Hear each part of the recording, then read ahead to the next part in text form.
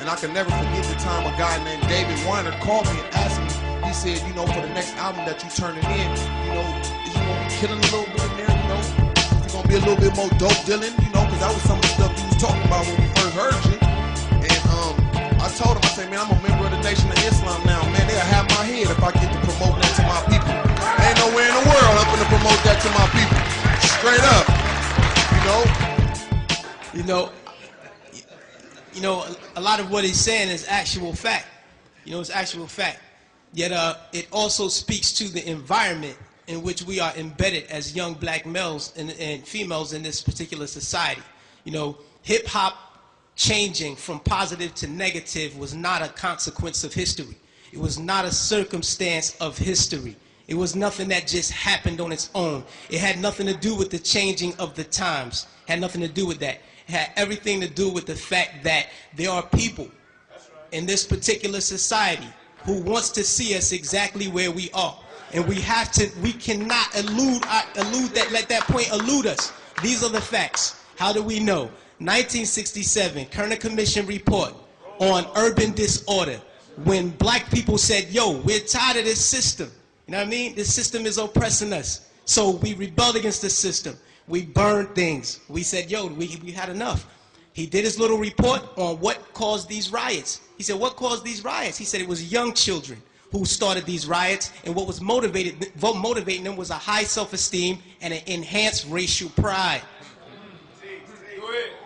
He said the majority of the rioters were high school dropouts, but they had a higher political orientation than their peers who did not drop out. And they saw the system as their enemy, so they attacked it in the right circumstance. So, fast forward to 1992. Same thing. #1 record on the radio, we had Fight the Power. Fight the Power is on the radio. Rodney King gets beaten before the world. The black youth rebelled against the system. Again, they did it again. And why? What primed them? Positive hip-hop. Primed them. Fight the Power, X-Clan, Brand Nubian. You had these groups out here who were pushing, who were politically orienting black kids in the right direction, giving them the proper prompters that they needed so that they can respond properly to oppression. All right? In 1967, when the riots happened, he saw that the self-esteem and the racial pride was fueling this. So he said, how do I bring that down so that they will not riot? And what he did, he flooded the airways with black exploitation movies. Nigga Charlie and the Return of Nigga Charlie. These were movies. Hip-hop didn't start calling people niggas. We had Shaft. We had Coffee. Black girl turned prostitute to do whatever, you know what I mean? But these black exploitation movies brought down the self-esteem and the racial pride so that the kids will not rebel against this system of oppression. 92, the racial pride was back in effect. We had black kids going to Dr. Ben Yuckinen lectures. We were spending our money to go see Farrakhan speak as opposed to going to a strip club. This is where we were. The most coveted article of clothing was a historically black college or university sweater. We were motivating children towards positive attitudes and lifestyles. And when Rodney King got the beating, heads responded properly. Fast forward to our day. Sean Bell is shot 50 times in the street in New York by police officers. #1 song on the radio, Like a Lollipop. Nobody do nothing. Nobody respond to nothing. Trust me, trust me.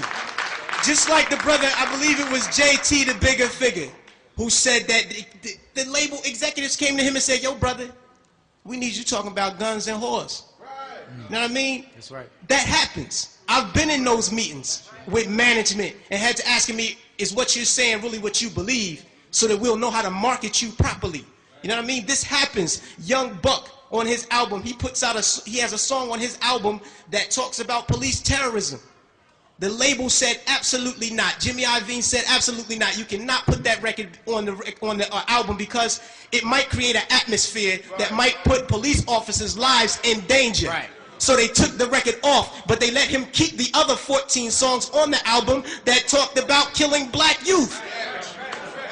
So this is what we're dealing with. We're not dealing with a circumstance or consequence of history. You know what I mean? The environment that we're embedded in puts us in a situation where we feel we have to maneuver and play the game and water our message down. You know what I mean? But no, what happened was they intentionally shifted the paradigm to get us exactly where we are right now. Right now, we're feeding the prison industrial complex right now. Our kids are going to prison because they're promoting these records. They're promoting these records daily that send us to jail. You know what I mean? It's cool to go to jail. You know what I mean? They glorifying these things. And it's not the black youth. We're in a position where we get, like the brother said, the choice. You know, he said, yo, I chose the positive. So I didn't do it. But every youth is not going to take that route. I know, I come from the projects. Grew up in the projects all my life. You know what I mean? And we're not turning down $500,000 to say nigga. We're not going to do it because we won't turn down $200 to take a package of crack from one corner to the next. You know what I mean? We living in a state of poverty and want of all things. So it's hard for us to make that. Our judgment is clouded. And they knew that the judgment would be even more clouded if they took groups like X-Clan off the radio. This is just what it is. And until we start to deal with the environment that's shaping the behavior, we'll never get to the next level.